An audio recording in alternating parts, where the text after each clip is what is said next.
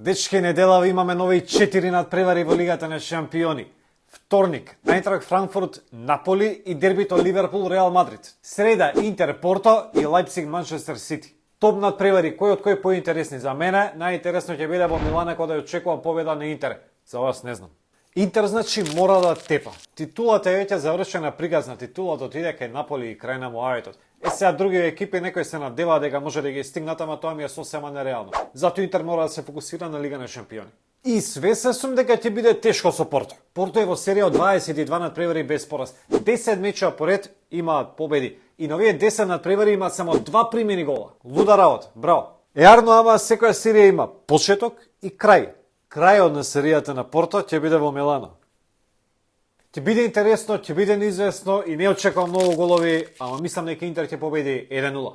Вториот меч во среда е за многумина поинтересен. Лајпциг Манчестер Сити. Јасно е дека Сити е фаворит, веројатно еден од најголемите фаворити за титулата сезонава. Добро, тука се Бајерн Мюнхен, Пари Сен-Жермен, Реал Мадрид, но мислам дека Пеп Гвардиола и Сити се спремни сезонава да ги дадат сите титули само за да освојат европска титула. Сега, Лајпциг не е меѓу фаворитите, но имам едно мислење кое вели дека Лајпциг според мене е најнезгодниот можен противник за Манчестер Сити во овој момент. И екипа која што може да го елиминира Сити. Минатата година двете екипи играа во групната фаза. Во Германија Лајпциг тепаше 2-1, во Англија Сити тепаше 6-3. И сега ќе има голови 100%, сум сигурен. И мислам дека Лајпциг има шанси да победи на овој надпревар. Имаат игра која што нема одговара на Сити, а и не знаат да се бранат. Не знам, све може да се деси на надпреварот. Сите опции се во игра, може би е Кец, 2x.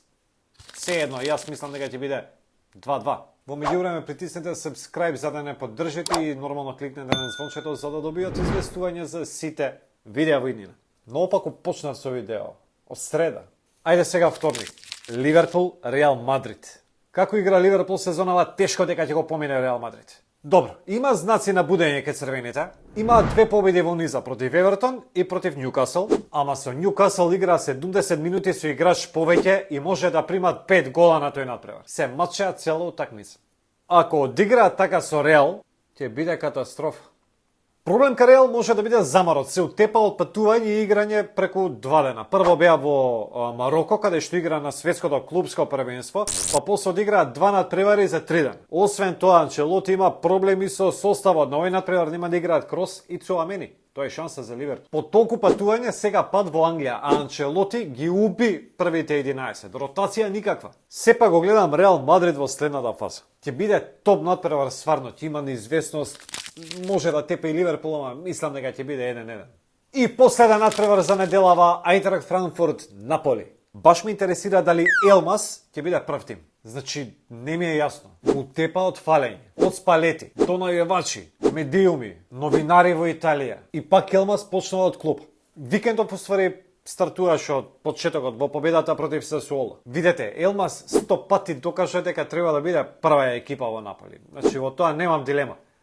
И ќе бидам стварно разочаран ако со Ајнтрахт Франкфурт биде на клупата. А мислам дека ќе биде. Наполи е фаворит, но германците можат до реми на овој прв надпревар во Франкфурт. Сепак мислам дека Наполи ќе замине со победа од Германија. Мислам дека ќе биде 1-2.